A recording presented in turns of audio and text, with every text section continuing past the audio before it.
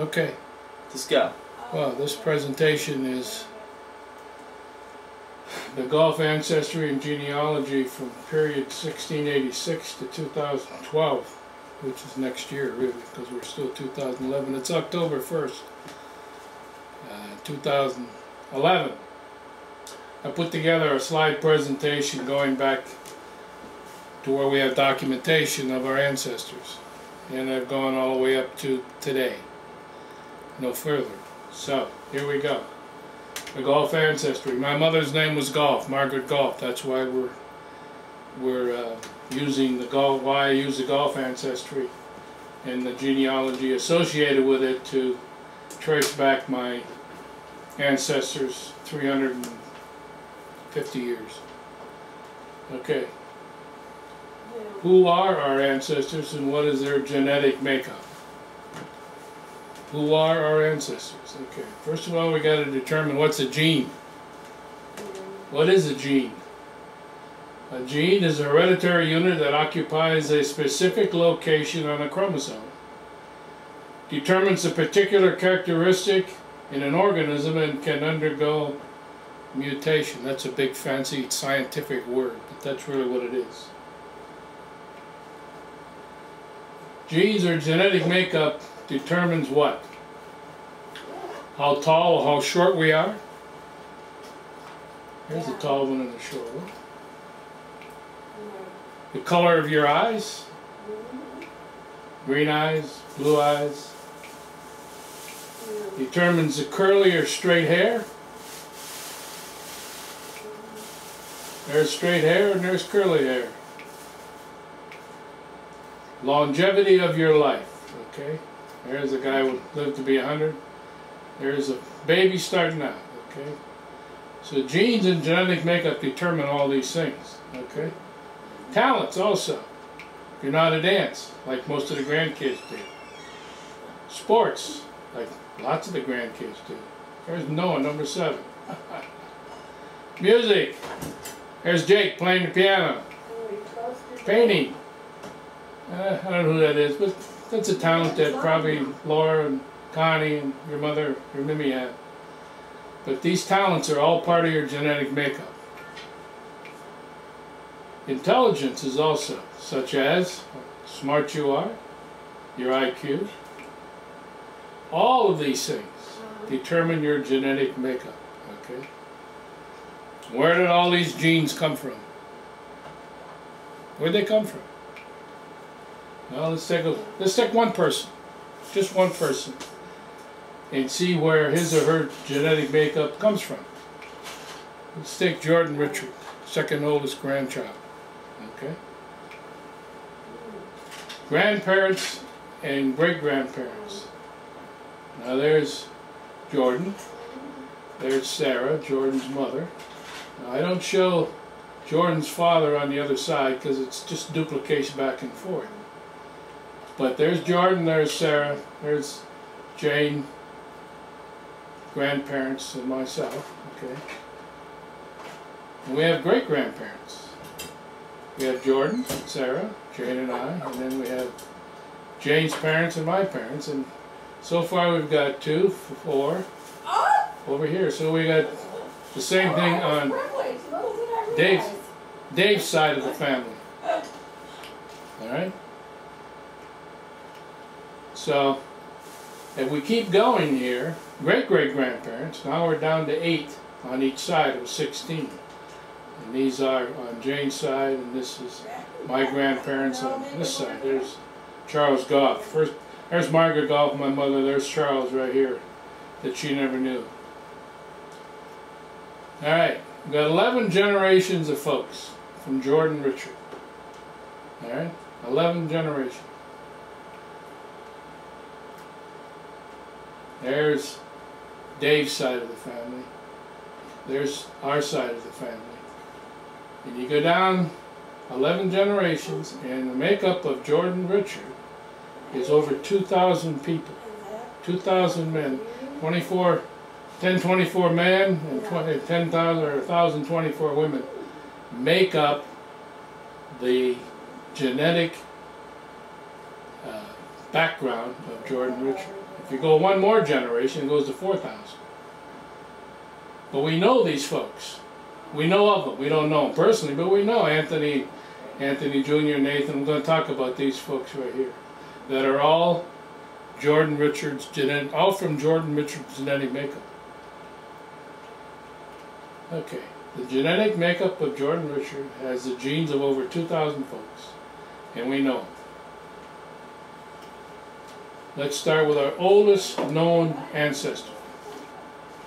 Okay, the Goff answer, we got Anthony Goff. He was born in England, he died in Rehoboth. And he married Sarah Pauli in 1686 in Brasilia, Mass. on September 19th. They had 9 children. That's the oldest ancestor that we know of, that I have papers on that I can prove I'm a relative of him. And there's Anthony. That's not really him, but that's a good looking guy. Okay, and there's Sarah. Anthony Goff. There he is. Several unverifiable facts about Anthony. What do I mean by unverifiable? I don't have proof of these, but this is what's written in a lot of places. Anthony Goff was christened in St. Andrews, London in 1650, son of James and Martha Goff. We don't really know that. That came from the genealogical index of the Church of the Latter-day Saints. Can't be proven. Possible first marriage to a woman named Ann Carpenter. Could be the brother of John Goff, who came over to the U.S., America in 1662 with 2 other brothers. We don't know what their names were. John was presumed to be the son of General William Goff, the Riverside judge who fled to America because he was involved in beheading King Charles I, not the second, but he was chased over here by Charles II. General William Goff was one of the judges who condemned his father, Charles I, okay, to death under the Oliver Cromwell's army. Anthony Goff. Here's what we factually know about Anthony. In 1667, he was accused of stealing pipe staves in New Hampshire. That's a record. He married Sarah Pauli, as I said, in Brasilia, Massachusetts, on September 29th. Then they moved to Woburn, Massachusetts in 1687. By 1694, they were living in Rhode Island, Swansea. Here's another thing we know factually about him. At a meeting of the King's officers in Bristol Regiment in August of 1694, he was convicted of being impressed into their Majesty's service in the present expedition against the common enemy. He didn't want to go into service, so they put him in jail. That's basically what that says. Okay, here's another thing we know about Anthony. Anthony's son, he was a bondman for his son James, who was accused of being the father of a bastard child born of Elizabeth Sabin in Rehoboth, Mass. So these 4 things we know for a fact about Anthony. Well, there's 5. He died in Barrington, Bristol County, Rhode Island at 77 years of age. We have a record of all this, so we know these for a fact. What do we know about Sarah Pauli? Well, there's Sarah. Here's what we actually know about Sarah Pauli. She was the daughter, the 10th child of George Pauli and Elizabeth Wynne. Her father was born in England about 1625, died in Wilbur, Mass. 1683. Well, what was her job again? He married Elizabeth Wynne in 1649. Sarah married Anthony Goff in Brasilia. We knew that. Anthony and Sarah then moved to Wilbur, Mass. And they ended up in Swansea, Rhode Island. Those what we know. And we also know she died in Rhode Island in February of 1727. So we know these facts about Sarah. So we have the Goff ancestry started out with Anthony and Sarah, and they had 9 children. In the bloodline our bloodline, follows Anthony Goff Jr. Okay, there's Sarah, or Anthony. Let's talk about Anthony Jr. Okay. He was the fourth child of Anthony Sr. Probably was born in Swansea around 1690. We don't know that for a fact. He married Elizabeth Watts. We know this for a fact on December 25th, 1718 in Rehoboth. There's not much information on Elizabeth Watts. We know she was born in Swansea, but we don't know what date. Anthony's had 7 children, 3 sons. Abner, Nathan, Jonathan, all served in the Revolutionary War. There they are. Revolutionary War soldiers. And who is the bloodline? The bloodline is Nathan Goff. Right here, Nathan. Let's talk about Nathan. There he is. Nathan Goff. He's my compatriot. In other words, when I went for the Sons of the Sons of the American Revolution, I used Nathan Goff as my compatriot. I could prove that I am an ancestor and a son, great-great-great-great-grandson of Nathan Goff. He was the 3rd child of Anthony and Elizabeth, born in 1723. He's our compatriot. He was a lieutenant and served under Captain Isaac Green, Rhode Island Regiment. That's a record we know of. Nathan had 4 sons who also fought in the Revolutionary War. David. Yeah. Let me go back. David, William, Anthony, and Joe. What's the matter? Nathan married Mary Potter in Covington, Rhode Island in 1746. Nathan died, he was kind of old. He died in Burlington, New York at age 87. Mary Potter, the wife, was born in Rhode Island in 1726. She died in Burlington at 77. Nathan and Mary Goff had 10 children, all born in Coventry, Rhode Island. The one who's in our bloodline is David Goff. He was the firstborn. David Goff. There's David, Revolutionary War soldier. Born to Nathan, first child, in Coventry. David married Almy Card about 1771, and they had 7 children. Almy Card was born in 1773 in Coventry. Her mother and father were William and Mercy Briggs Card. Now here's David and Almy moved to Pall Mall, Vermont about 1773, which was a long distance in those days. 230 miles from where they were in Coventry, Rhode Island, all the way up to Vermont. David, as I said, was a Revolutionary War soldier. He served as an ensign with Lieutenant Joseph King and Captain William Turner. Information from one of the David's descendants asserts that he was the captain and was taken prisoner with Ethan Allen and the Green Mountain Boys in Vermont, Nevada, Quebec. We can't prove that. I don't think it really happened. But that's, again, information that was given. David, there he is. They moved to Otsego County around 1794. Oh, well. And he was a supervisor there till 1800. And then they moved to Howard County with his son, William H. Goff. David died in Howard County. We went up and saw his grave. Jane and I did in 2007. But he's not listed in the Goff there, but we do have a fable list. Almy Cobb died in 1812 in Steuben County. She's buried in the Goff Cemetery in Howard. And the bloodline from David Goff is William H. Goff.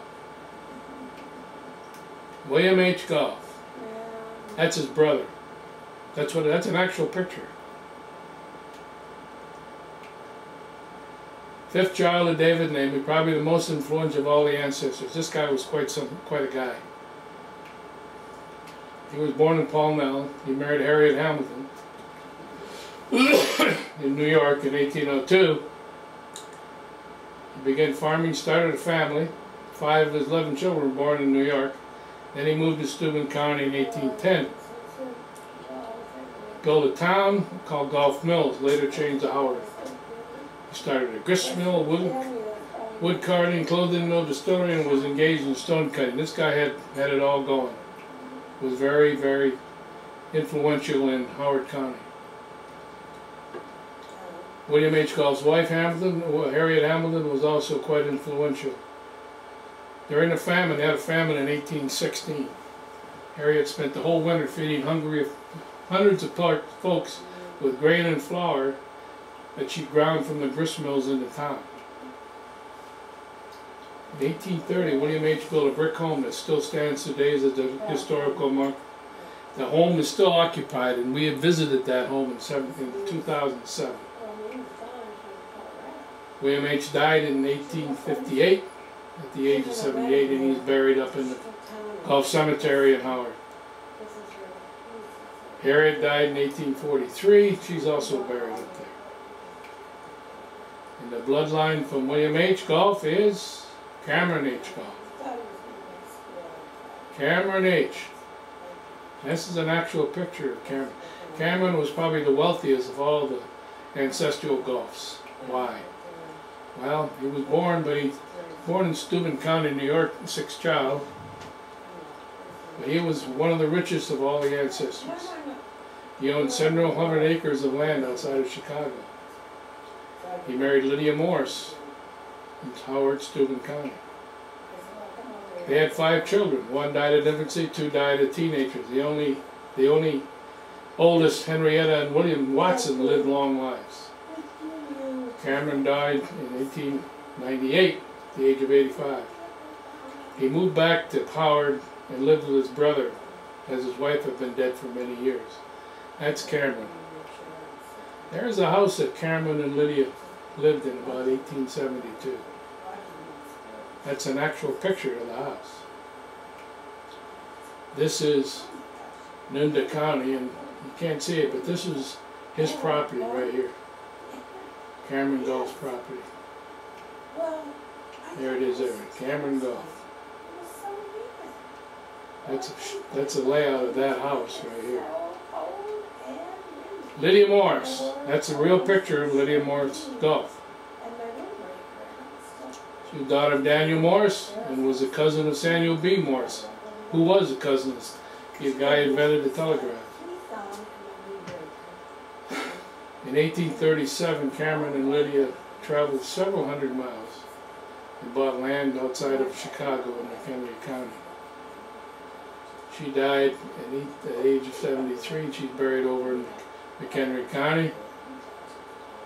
Okay, Lydia's oldest child and daughter, Henrietta, married Christopher C. Howell, and they moved to Iowa, Mitchell County, Iowa. And Lydia's only other child and son is William Watson, and that is where the bloodline continues. William Watson Goff.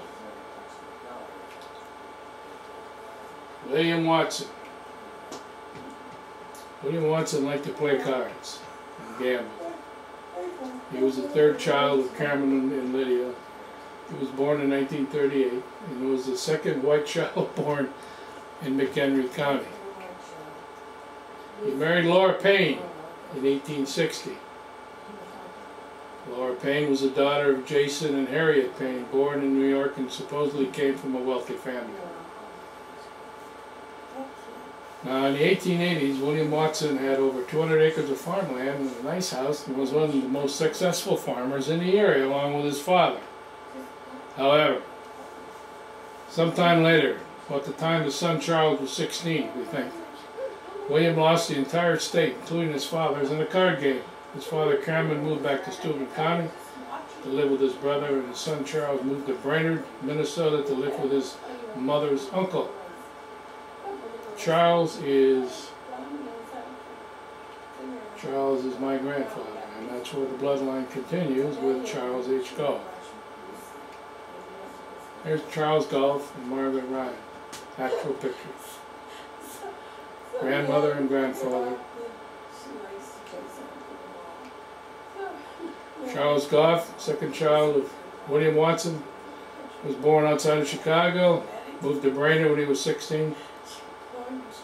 He probably had a run-in with his father when he lost the farm in the card game.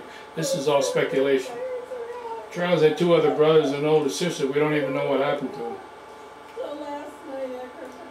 Charles Goff was a conductor on the North Pacific Railroad, and on November 1st, 1902, he died in a horrific train wreck, leaving his wife and 3 children, one being Margaret H. Goff, who was only 6 weeks old, and that's my mother.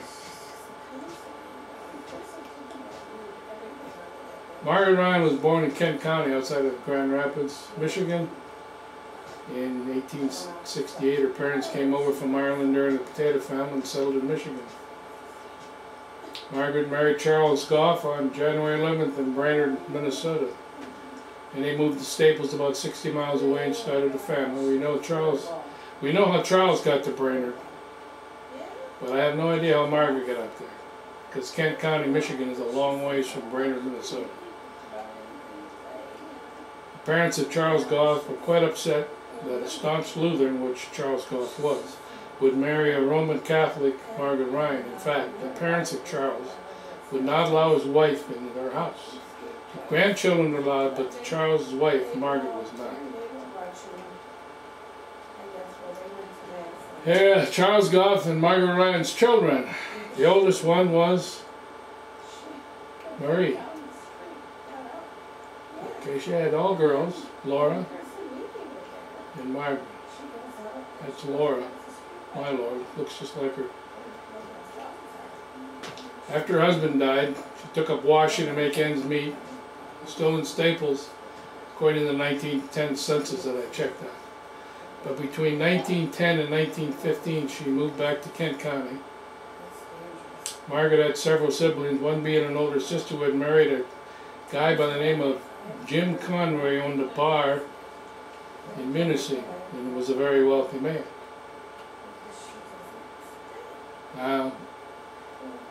Margaret, these are pictures of Jim Conway and Margaret. There's Munising.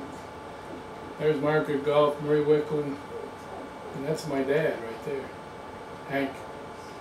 Anyway, Margaret Goff, older sister who had married Jim Conway, died. We don't know when, but probably around 1916. Jim Conway asked Margaret if she'd her children to move to Munising and be his housekeeper. She did. She moved to Munising with her youngest child, Margaret, around 1918. The 2 older girls were moved to Detroit as they were working. On August 25, 1921, Margaret married James Conway in Negaunee. She was 56 and he was 70. James died at 74 and left the house to Margaret. He's buried in the cemetery outside of Munising. Margaret, the youngest daughter of Charles, was the flower child in her day. She graduated from Munising High School in 1924 at the age of 22. It took her 22 years to graduate from high school. We don't know why. However, high school records indicate she went to high school in Minneapolis for 3 years, so whatever. She went on to Central Michigan Central Michigan College in Lower Michigan, and received her teaching degree in 26. Returned to Munising and began teaching out there in Shingleton and out Trent. She lived with her mother, Margaret Conway, in the big white house on Chocolate Street where I grew up. Same house I was living in for years. Let's talk about Henry. Henry, 9th child of Johann and Elda Parkey, born 1901 in Ishpeming. His parents were born in Tuvia, Finland, and arrived in the U.S. in 1886. They migrated to Ishpeming in 1887, lived on Pine Street in the White House all their lives. Johann, my uncle, or my grandfather, went to work at the Matabee mine for 40 years. He died in 1937 at age 80, and his wife died 100 days later. Both parents never learned English, all they knew was Merry Christmas and Happy New Year. Hank never spoke English till he had to go to school at 5 years old. There's Ishpeming here. Those are the miners that worked in the Ishpeming mine, underground mine. There's Hank.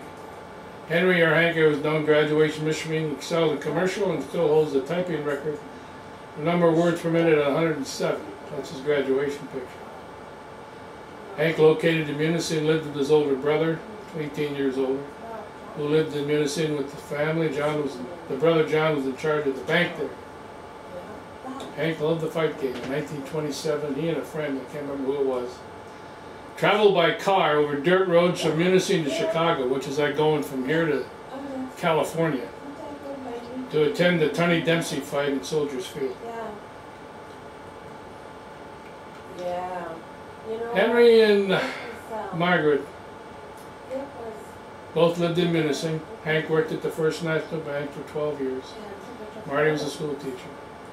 How they met, we don't really know. However, in the summer of '93, Margaret became pregnant, and she and Hank were married in Marquette, Michigan. On September 19, 1991, brother John was born in 1932. Hank and Marty had a miss around 1935, and I came around February 6, 1938. And there I am with Marty. And that's the end of the slideshow.